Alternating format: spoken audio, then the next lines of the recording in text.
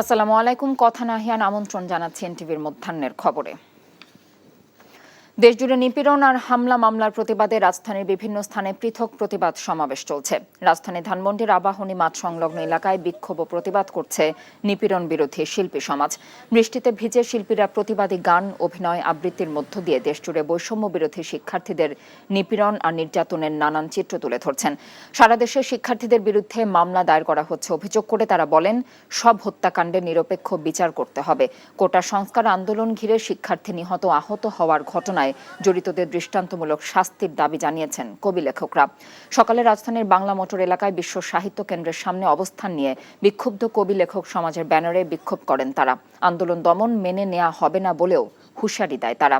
এদিকে শিক্ষার্থী হত্যার প্রতিবাদে সর্বস্তরের চিকিৎসক এবং মেডিকেল ও ডেন্টাল কলেজ শিক্ষার্থীদের ব্যানারে ঢাকা কেন্দ্রীয় শহীদ মিনার এলাকায় বিক্ষোভ করেছে মেডিকেল শিক্ষার্থীরা।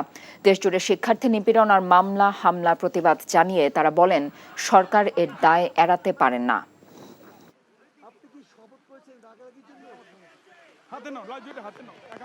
রাস্তায় আমাদেরকে নির্বিচারে গুলি করে মেরে ফেলা হচ্ছে। এই আমাদের স্বাধীন বাংলাদেশ। মুখে বলছি আমরা এই দেশের মালিক, কিন্তু বাস্তবে আমরা কিন্তু অনুভব করি আমরা এই দেশের দাস। আমরা খুব উদ্বিগ্ন। আমাদের দেখবেন যে সবচেয়ে মেধাবী স্টুডেন্টগুলো মারা গেছেন। সন্তানদের, আমাদের ভাইদের যারা নির্মমভাবে হত্যা করেছে, যারা নির্মমভাবে খুন করেছে, আমরা এই খুনের বিচার চাই। যে ধরনের গণহত্যা হয়েছে বা যে ধরনের ম্যাস কিলিং হয়েছে, এটা আসলে কোনো সাধারণ মানুষের পক্ষে এটা চুপ করে থাকা সম্ভব না। ধানমন্ডি নিপীড়ন বিরোধী শিল্পী সমাজের সমাবেশ থেকে সরাসরি যুক্ত হচ্ছেন সহকর্মী কায়কোবাদ মাহমুদ। কায়কোবাদ, শিল্পী সমাজের সমাবেশের সবশেষ কি তথ্য আছে আপনার কাছে?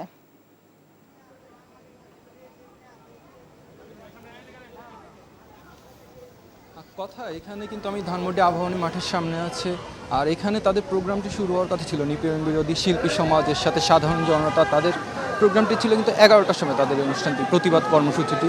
তারা কিন্তু তুমুল বৃষ্টি মাথায় নিয়ে সেই কর্মসূচিটি শুরু করেছিলেন। আর এখন এই মুহূর্তে বৃষ্টিটি একটু কমে আসলো, এতক্ষণ ধরে কিন্তু প্রচণ্ড বৃষ্টি ছিল। এর মধ্যেও তারা তাদের কর্মসূচি চালিয়েছে, যার মধ্যে ছিল তাদের মানববন্ধন, এর সাথে তাদের ছিল প্রতিবাদী চিত্রাঙ্কন। আর এখানে আমরা কিন্তু বিভিন্ন স্তরের মানুষ দেখতে পাচ্ছি, শিল্পীরা ছাড়াও আমরা দেখতে পাচ্ছি ক্রীড়াঙ্গনের ব্যক্তিদের। তো সবাই আমরা তাদের সাথে কথা বলেছি, তারা এখানে স্লোগানও দিচ্ছে, বিভিন্ন ধরনের প্রতিবাদী স্লোগান তারা দিচ্ছেন। আর তাদের সবার কিন্তু একটিই কথা, এত মৃত্যু তারা আসলে কেউই আশা করেন একটি স্বাধীন দেশে। আর তাদের সবারই কথা একটি, যারা এর জন্য দায়ী, যারা এর হুকুমদাতা, তাদের বিচারের আওতায় হতে হবে, তাদের এটাই কিন্তু মূল দাবি। আরেকটি বিষয় হচ্ছে, তারা বলছেন কোটা সংস্কার দিয়ে শুরু হয়েছে, কিন্তু এখন এটা আমাদের সিস্টেম সংস্কার করতে হবে, অর্থাৎ আমাদের রাষ্ট্র ব্যবস্থাও সংস্কার করতে হবে। কারণ যে ব্যবস্থায় এত শত শত শিক্ষার্থী মারা যেতে পারে, সেই ব্যবস্থাটা আসলে তারা কোনোভাবেই চান না একটি স্বাধীন সভ্য দেশে যাতে চলে। আর এখনও কিন্তু তারা এখানে পিছনে স্লোগান দিয়ে যাচ্ছেন, বিভিন্ন প্রতিবাদী বক্তব্য দিচ্ছেন তারা। আর আমরা এখানে দেখছি তারা আসলে প্রচণ্ড ক্ষুব্ধ। তারা সেটাই বারবার তারা বলছেন, তারা তাদের সন্তানদের, শিক্ষার্থীদের এই ধরনের অবস্থা তারা দেখতে চান না। তারা চান একটি সুন্দর দেশ যেখানে সবাই স্বাধীন সুন্দরভাবে তাদের মত প্রকাশ করতে পারবে, তারা এটিও কিন্তু আমাদের বলছেন। তো কথা সব মিলে এখানে বৃষ্টি নিয়েই কিন্তু তাদের এই কর্মসূচি এখন পর্যন্ত চলছে। জানছিলাম নিপীড়ন বিরোধী শিল্পীদের সমাবেশের খবর। কক্সবাজার ও বান্দরবানে বন্যা পরিস্থিতি অপরিবর্তিত রয়েছে। পাহাড় ধসে কয়েকটি স্থানে সড়ক যোগাযোগ বিচ্ছিন্ন আছে। টানা বৃষ্টি ও পাহাড়ি ঢলে কক্সবাজারের মাতামুহুরী ও বাঘখালী নদীর কমপক্ষে 10টি পয়েন্টে বেড়িবাঁধ ভেঙে মুহূর্তেই তলিয়ে যায় বিস্তীর্ণ এলাকা। উখিয়া, টেকনাফ, চকরিয়া, পেকুয়া, রামু সদর উপজেলার 70টি গ্রাম বন্যা কবলিত হয়ে পড়েছে। কিছু জায়গা থেকে বন্যার পানি নেমে যেতে শুরু করেছে। বন্যার পানি নেমে যাওয়ায় কক্সবাজার টেকনাফ মহাসড়কে যানবাহন চলাচল স্বাভাবিক হয়েছে। তবে চকরিয়া, মানিকপুর সড়ক, রামু নাইখংছড়ি সড়ক সহ জেলার বেশ কয়েকটি আঞ্চলিক সড়কে বন্যার পানি ওঠায় যানবাহন চলাচল ব্যাহত হচ্ছে। বৃষ্টিপাত অব্যাহত থাকলে বন্যা পরিস্থিতির আরও অবনতি হতে পারে বলে জানিয়েছে আবহাওয়া অধিদপ্তর।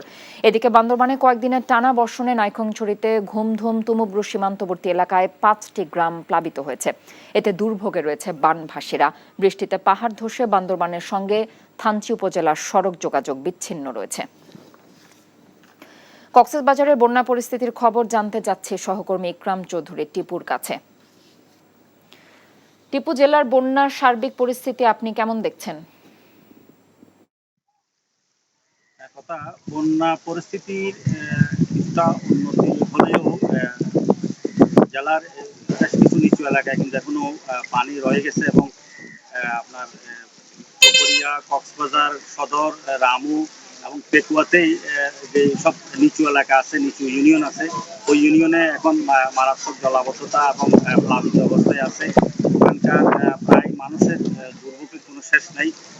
বিশেষ করে নিচু এলাকা ও বন্যার পাহাড়ি জলের পানি গিয়ে ওখানে জমা হচ্ছে। স্লুইস গেট এবং বিভিন্ন বদ্ধ থাকায় পানি সরে যেতে পারতেছে না। আর কিছু কিছু এলাকায় পানি নেমে গেলেও ওখানে দুর্ভোগ চরম আকার ধারণ করেছে। মানুষের বাড়িঘর বেশ ক্ষতিগ্রস্ত হয়েছে। আমি যে এলাকায় আছি এটা কক্সবাজার শহরের সমিতিপাড়া এলাকায়। এখানে বৃষ্টির পানির পাশাপাশি জোয়ারের পানিও এখানে উঠে প্রায় 500 বাড়িঘর পানিবন্ধ হয়ে পড়েছিল। এখন কিছু পানি সরে গেলেও মানুষের দুর্ভোগের কোনো শেষ নাই। বাড়িঘর তারা অনেকে নিজেদের উদ্যোগে মেরামত করা হচ্ছে। তো বন্যা কবলিত এলাকায় এখনো প্রশাসনের পক্ষ থেকে তেমন ত্রাণ তৎপরতার কথা আমরা এখনো জানতে পারি নাই।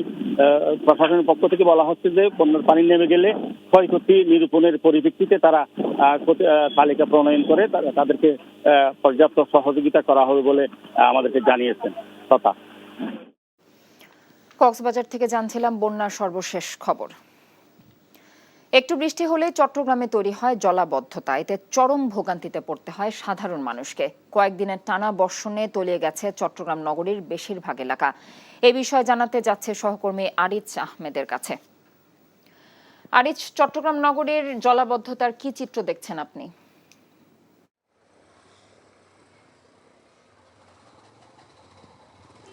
হ্যাঁ, কথা আপনি যেটা বলছেন যে চট্টগ্রামে মাত্র 125 মিলিমিটার বৃষ্টিপাতের কারণে চট্টগ্রামের নিম্নাঞ্চল যেমন প্লাবিত হয়েছে, তেমনি চট্টগ্রামের সাথে 3 পার্বত্য চট্টগ্রাম কক্সবাজারের যোগাযোগ ব্যবস্থা প্রায় অচল হয়ে পড়েছে। আপনি দেখছেন এটি চট্টগ্রাম সিটি কর্পোরেশনের এলাকার মধ্যে আছে। এটি অনন্য আবাসিক এলাকা এবং এখানে সর্ববৃহৎ যে বেসরকারি হাসপাতালটি আছে এবং এর পাশাপাশি এটি চট্টগ্রামের সাথে পার্বত্য চট্টগ্রামের একটি যোগাযোগ ব্যবস্থা এবং আঞ্চলিক ও সড়কও বটে। তবে এখানকার একটু বৃষ্টিপাতের কারণে পুরো এলাকা জুড়ে এখানে যানজটের যেমন সৃষ্টি হয়েছে তেমনি জলজটের সৃষ্টি হয়েছে। এটি এখানকার যারা লোকজন আছে তারা জানায় যে এরকম একবার বৃষ্টিপাত হলে এটি সপ্তাহ ধরে এইভাবে তাদের গতিপথ বন্ধ হয়ে যায়। একটু আগে এখানকার যে গোয়েন্দা সংস্থার একজন কর্মকর্তা জানিয়েছেন যে এখানে কিছুক্ষণ আগে এক যুবকের লাশ উদ্ধার করা হয়েছে। এটি পানিতে ভেসে এসেছে কিনা এখনও তারা নিশ্চিত নয়। তবে পানির পাশে তাকে পাওয়া গেছে এবং তার পরিচয় এখনো নিশ্চিত হওয়া যায়নি। এছাড়া চট্টগ্রামের সাথে বন্ধ আছে 3 পার্বত্য চট্টগ্রাম, নাজিরহাট, ফটিকছড়ি সহ বিভিন্ন এলাকার সড়ক যোগাযোগ ব্যবস্থা। এছাড়া আপনি জানেন চট্টগ্রাম শহরের যে নিম্নাঞ্চল থেকে পানি নামতে শুরু করেছে, আবার পানি নামলেও যে আবহাওয়া অধিদপ্তর যেটা আমাদেরকে জানিয়েছে আজ এবং কাল মাঝারি ধরনের বৃষ্টি থেকে ভারী বর্ষণ হতে পারে এমনটি জানিয়েছে। কথা এই ছিল এখানকার সর্বশেষ। চট্টগ্রাম থেকে জানছিলাম জলাবদ্ধতার খবর। 10 মাসের সর্বনিম্ন জুলাই 1 মাসের রেমিটেন্স কমল 7,500 কোটি টাকা। দেশজুড়ে কোটা সংস্কার নিয়ে শিক্ষার্থীদের আন্দোলনে সৃষ্ট উদ্ভূত পরিস্থিতিতে কমে গেছে রেমিটেন্স। কেন্দ্রীয় ব্যাংকের তথ্য অনুযায়ী সদ্য বিদায় জুলাই মাসে 190 কোটি মার্কিন ডলারের রেমিটেন্স দেশে পাঠিয়েছেন প্রবাসীরা, যা গত 10 মাসের মধ্যে সর্বনিম্ন। জুলাই মাসে 190 কোটি 90 লাখ ডলার প্রবাসী আয় দেশে এসেছে। আগের বছর জুলাই মাসে যা ছিল 197 কোটি 30 লাখ ডলার। কেন্দ্রীয় ব্যাংকের তথ্য পর্যালোচনা করে দেখা গেছে চলতি বছরের জুন মাসের তুলনায় জুলাই মাসের রেমিটেন্স কমেছে 63 কোটি 20 লাখ ডলার বাংলাদেশি মুদ্রায়, যার পরিমাণ দাঁড়ায় প্রায় 7,500 কোটি টাকা। বৈদেশিক মুদ্রা বাজারে স্থিতিশীলতা ফেরাতে গত 8 মে ক্রলিং পেগ চালুর পর ডলারের দাম 1 লাফে 7 টাকা বেড়ে মধ্যবর্তী দাম 117 টাকা নির্ধারণ করা হয়। ফলে 2 মাসের বেশি সময় ধরে ডলারের দাম 117 থেকে 118 টাকায় স্থিতিশীল ছিল। বাজার পরিস্থিতি খবর জানতে এখন যাচ্ছে কারওয়ান বাজারে। সেখানে আছেন আমাদের সিনিয়র করেসপন্ডেন্ট হাসানুল শাওন। শাওন, গত সপ্তাহে তো আমরা দেখেছি চালের দাম বেশ চড়া ছিল। আপনি এবার চালের দাম কেমন দেখছেন এবং পাশাপাশি অন্য নিত্য প্রয়োজনীয় পণ্যের দাম কেমন দেখছেন?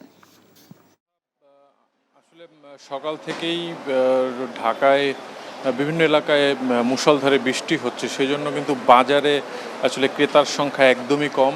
আর যেমনটি বলছিলেন যে চালের বাজারে আমরা যেটি দেখছি যে গত 1-2 সপ্তাহ, বিশেষ করে সাম্প্রতিক যেই অচল অবস্থা, তারপরে আমরা দেখছিলাম যে 2 থেকে 3 টাকা সব ধরনের চালের কেজিতে দাম বেড়ে গিয়েছিল। সেক্ষেত্রে সেই দাম নতুন করে আর দাম না বাড়লেও মানে সেই চড়া দামই আসলে চালের বাজারটি অবস্থান করছে। আমরা যেটি দেখছি যে মিনিকেট চালের কেজি এখন বিক্রি হচ্ছে 70 টাকায়, এছাড়া আটাশের কেজিও 54-55 টাকা আমরা বিক্রি হতে দেখছি। আর মোটা চাল যেটি স্বর্ণা, সেটিও 48 থেকে 50 টাকায় বিক্রি হচ্ছে। আর এর বাইরে বৃষ্টির কারণে সবজির দামে খুব একটা প্রভাব এখন পর্যন্ত আমরা দেখছি না। সবসময় যেটি দেখি যে আসলে বৃষ্টি বাড়লে সবজির দাম, বিশেষ করে কাঁচামরিচের দাম একটু বেড়ে যায়। তো আজকে সে ধরনের নেতিবাচক কিছু আমরা এখন পর্যন্ত দেখছি না। আর এর বাইরে ব্রয়লার মুরগি কেজি প্রতি দাম 10 টাকা কমেছে গত সপ্তাহের তুলনায়। আমরা যেটি দেখছি যে 170 টাকা কেজি বিক্রি হচ্ছে ব্রয়লার মুরগির, আর সোনালী মুরগির কেজি বিক্রি হচ্ছে 270 টাকায়। তো মোটামুটি এই ছিল আসলে বাজারের সবশেষ অবস্থা। কথা জানছিলাম বাজার পরিস্থিতির খবর। বস্তায় চায়না জাতের আদা চাষের জনপ্রিয়তা বাড়ছে সিরাজগঞ্জ ও ব্রাহ্মণবাড়িয়ায়। অল্প পুঁজিতে বেশি লাভ হওয়ায় অনেকেই আদা চাষে ঝুঁকছেন। কৃষি বিভাগ মনে করছে আদা চাষ বাড়ানো গেলে আমদানি নির্ভরতা কমবে, পাশাপাশি কমে আসবে মশলাটির দামও। বিস্তারিত দেখুন জীবন আহমেদের রিপোর্টে। সিরাজগঞ্জের তারাস উপজেলার সাইফুল ইসলাম ঢাকার একটি পোশাক কারখানায় কাজ করতেন। কোনোভাবে চলত সংসার। এরপর ইউটিউব দেখে বস্তায় চায়না জাতের আদা চাষ শুরু করেন। প্রথমে অল্প পরিসরে চাষ করেন, দ্বিগুণ লাভ হওয়ায় বড় পরিসরে শুরু করেছেন আদা চাষ। 1,30,000 টাকা খরচ করে আদা চাষ শুরু করেছেন সাইফুল। 7 লাখ টাকার আদা বিক্রি হবে বলে আশা তার। মোবাইলে আমি একদিন হঠাৎ করে দেখি ইউটিউবে আদা চাষ, ঠিক আছে, বস্তা আদা চাষ। তো আমি তারপরে এই আদা চাষ আমি 8 বস্তা আদা লাগাই, তখন তো অনেক লাভ। সেক্ষেত্রে আমি এই বছর আবার খুব বেশি করে আমি 2000 বস্তা এবার লাগাইছি। বস্তায় চায়না জাতের আদা চাষকে ইতিবাচক হিসাবে দেখছে কৃষি বিভাগ। এতটাই জনপ্রিয় যে প্রতিনিয়ত আমাদের এই সংখ্যা বাড়তেছে। আশা করছি যে আমাদের যদি এই ধারা অব্যাহত থাকে তাহলে অল্প কিছুদিনের মধ্যে আমাদের আদার যে তারাশের চাহিদা এর মাধ্যমেই আমাদের পূরণ করা সম্ভব। এদিকে ব্রাহ্মণবাড়িয়ার সীমান্তবর্তী উপজেলায় বিজয়নগরে আদা চাষ হচ্ছে। লিচু, কাঁঠাল, মাল্টা, কমলা বাগানের ফাঁকা জায়গার পাশাপাশি বাড়ির আঙ্গিনায় পরিত্যক্ত জায়গায় অনেকে চাষ করছেন আদা। বাণিজ্যিকভাবে জেলায় এবারই প্রথম চাষ হচ্ছে আদার। আগে জানতাম না আগে যে বস্তা আদা হইতো। কৃষি বিভাগের আমরা কিছু পরামর্শ দিছে, আমরা বলছি এভাবে করো, আমরা এভাবে করছি। 50,000 টাকা খরচ করছি, 1.5 লাখ টাকা আদা বিক্রি করতে আমার মনে একটু আনন্দ আইব। কৃষি বিভাগ জানায় জেলায় 134 হেক্টর জমিতে আদার চাষ হয়েছে। উদ্যোক্তা যারা এই সমস্ত পতিত জমিগুলোতে আমাদের কাজে লাগাচ্ছে, যার ফলে আমাদের প্রচুর পরিমাণে বৈদেশিক মুদ্রা স্বাস্থ্য হবে, আমাদের কর্মসংস্থানের সৃষ্টি হচ্ছে। মশলা জাতীয় ফসল উৎপাদনের মাধ্যমে আমদানি নির্ভরতা কমে আসবে বলে মনে করছেন কৃষিবিদরা। জীবন আহমেদ, এনটিভি নিউজ ডেস্ক। এ ছিল মধ্যাহ্নের খবরে। খবরের ভিডিও সহ আপডেট জানতে ভিজিট করুন এনটিভি অনলাইন www.ntvbt.com। এছাড়াও এনটিভির জনপ্রিয় সব অনুষ্ঠান ও খবরের আপডেট জানতে ভিজিট করুন আমাদের ইউটিউব এবং ভেরিফাইড ফেসবুক পেজ। 2টায় দুপুরের খবর দেখার আমন্ত্রণ রইল। এতক্ষণ সাথে থাকার জন্য ধন্যবাদ সবাইকে।